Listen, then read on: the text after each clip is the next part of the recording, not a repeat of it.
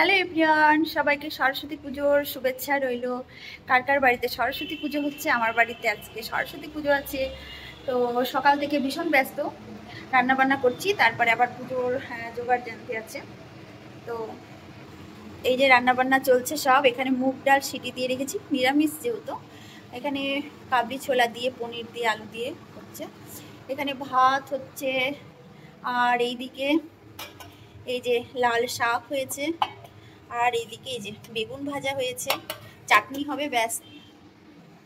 তারপরে আমার অনেক অনেক কাজ আছে, অনেক। আর যেখানে পুজো হচ্ছে চলো দেখাচ্ছি, যেহেতু আমার একটা পিতলের মা সরস্বতী রয়েছে। তো এই যে আমি টুকিটাকি জোগাড় করে রেখে দিয়েছি। এখন ঠাকুর মশাই আসবে আর আমি একটু রেডি হয়ে যাব। তো এই যে আমার মা। তো চলো বাকিটা তোমাদের সাথে পরে শেয়ার করছি। আমি এখন রেডি হয়ে নিই, রেডি হয়ে তোমাদের সাথে আরও বাকিটা শেয়ার করব। একদম স্নান টান করে রেডি হয়ে গেছি। আর এই যে এখন আমি যাচ্ছি কয়েকটা ফুল তুলতে ছাদে। ছাদে এসে দেখি কাকিমা সমস্ত জামা কাপড় কেচে মেলে দিয়েছে।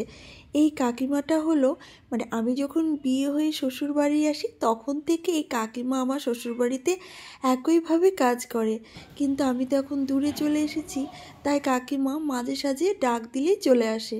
তো এই দুটো ফুল আমি তুলে নিয়ে এসেছি ছাদ থেকে, কারণ সব ফুল তোলা হয়ে গেছে, বাট এই দুটো ফুল আমি নিয়ে এসেছি ওই মালা গাঁথবো, তাই লকেট বানাবো। তো চন্দ্রমল্লিকার ডালিয়া ছিল। পুচকিগুলো এদিকে রেডি হয়ে গেছে। আর দেখো ঠাকুরমশাই চলে এসেছে।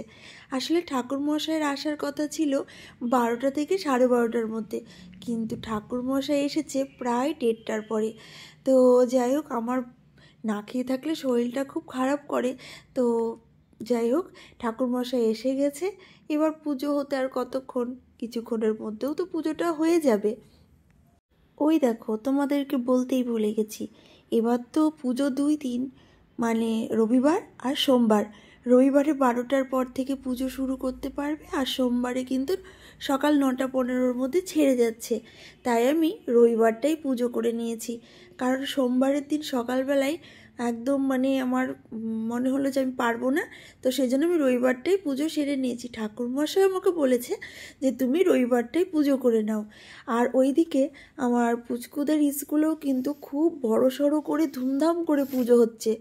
পুরো দুপুরে কিন্তু খাবারেরও নিমন্ত্রণ রয়েছে। কিন্তু কি করব, এইদিকে বাড়িতেও পুজো, আবার একই টাইমে স্কুলেও পুজো হচ্ছে। তাই আগে বাড়িটা সেরে নিচ্ছি, যদি সময় পাই তাহলে যাব। তো যাই হোক, এই যে পুজো মোটামুটি প্রায় শেষের মধ্যে। তো আমাদের বাড়ির কাছে একটা কাকিমা আছে, সেই কাকিমা এসে আমাকে মোটামুটি জোগাড়টা একটু করে দিয়েছে। আর আমি আগের দিন মানে শনিবার রাত্রিতেই পুজোর সমস্ত জোগাড় কিন্তু করে রেখেছিলাম। তোমাদের কার কার বাড়িতে রবিবারে পুজো হয়েছে? ভিডিওটা আজকে আমি দিচ্ছি, আজকেও হয়তো বা অনেকের বাড়িতেই পুজো হচ্ছে। তো কার কার বাড়িতে আজকে পুজো হচ্ছে আর কার কার বাড়িতে কালকে পুজো হয়ে গেছে, সেটা কিন্তু তোমরা অবশ্যই আমাকে জানিও। তো যাই হোক, এই যে পুজো আমাদের প্রায় শেষের মধ্যে একদম।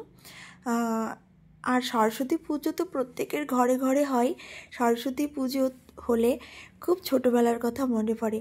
ছোটোবেলায় আমরা কত চাঁদা কেটে বেড়াতাম, এর কাছে ওর কাছে, বন্ধুদের কাছে, দাদাভাইদের কাছে। খুব আনন্দ করেছি, খুব আনন্দ করে শাড়ি পরেছি। মানে সরস্বতী পুজো আসলেই শাড়িটা আমাদেরকে পরতেই হবে, এত আনন্দ। আর এখন দেখো, সব সময়ের জন্য শাড়ি পরা, বাট আমরা শাড়ি পরতেই পারি না। ছোটোবেলার আনন্দটা কি সবসময় একই থাকে? এখন দেখো, পুচকুকে আমি শাড়ি পরাতেই পারিনি, কারণ আমার হাতে একদমই সময় ছিল না। তো আরও বাদবাকি একটা পুচকু কিন্তু শাড়ি পরে এসেছিল।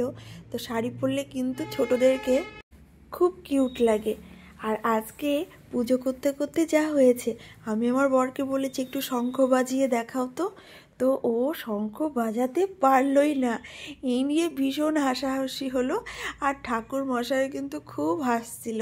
আর আমাদের আজকে যে ঠাকুর মশাইটা এসেছিল খুব ভালো, সত্যি ভীষণ ভালো। এইরকম ঠাকুর মশাই পেলে সত্যি খুব ভালোই লাগে, মানে যেমন কথাবার্তা তেমন ব্যবহার। চলো টাটা।